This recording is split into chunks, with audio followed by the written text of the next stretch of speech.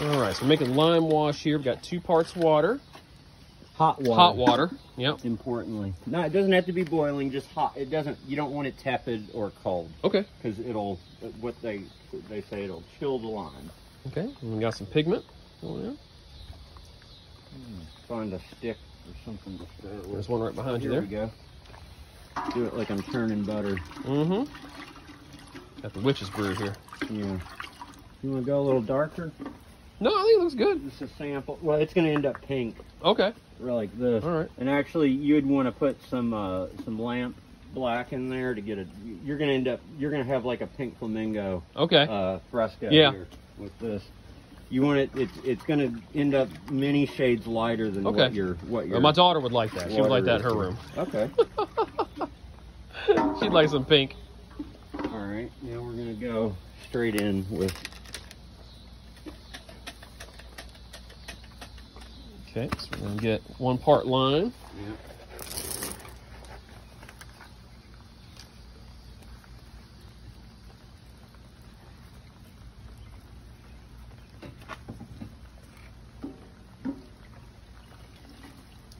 Watch it explode. It's not going to explode, but it is going to whoosh.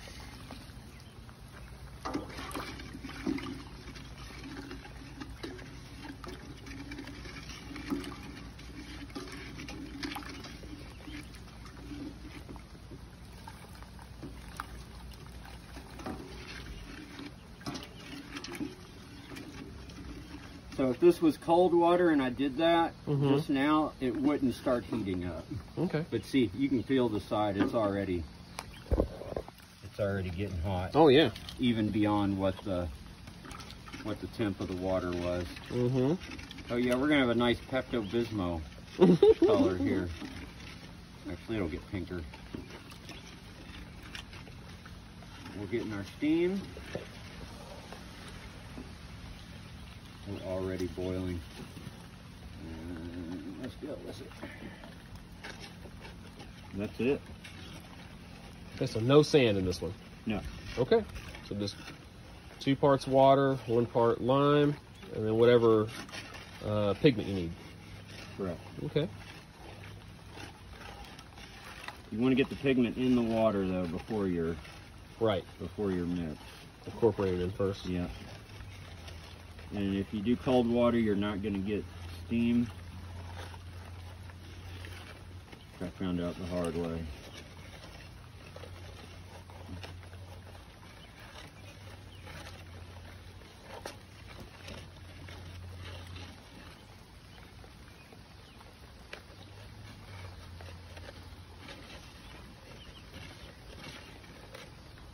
There we go. Look at that. That's awesome. So same time, about 5 minutes, it's ready to go. Okay. And this stuff can be stored? Yeah.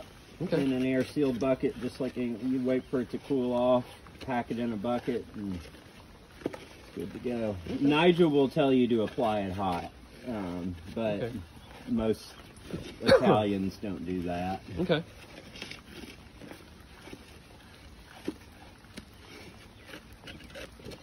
What's that pigment made out of?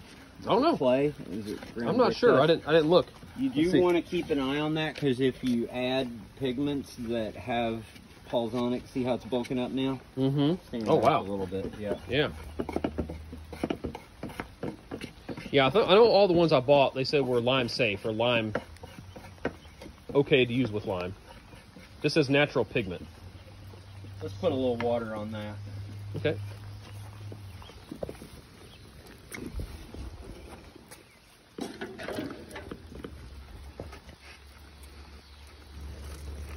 That's good. There was the swoosh. That's the whoosh.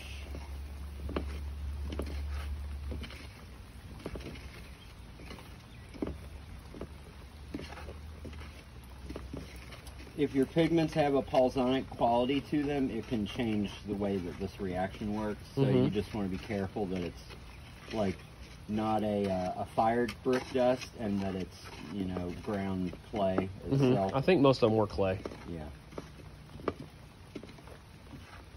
There were a few oxides, but they did say those are kind of more the unnatural colors. You know what I mean? Yeah. Like some bright blue or something. So what we'll get here when this is done and cools down a little bit is material that is somewhere between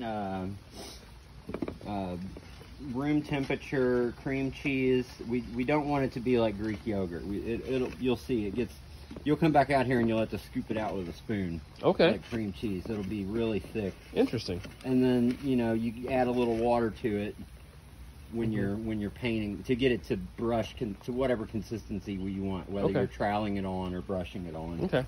And do you wet the plaster down first before you put it on? Again, I've never frescoed the plaster raw, so I want to look that reference up because I need to get your book. I don't actually know on that. It's not my book. Well, I mean, when you're talking Nigel, it's called Hot Mix Mortar, and you have to, is it on Amazon? Yeah. Okay. Hot Mix Mortar. Hot Mix Mortars. Yeah, and it is the Bible as far as this old school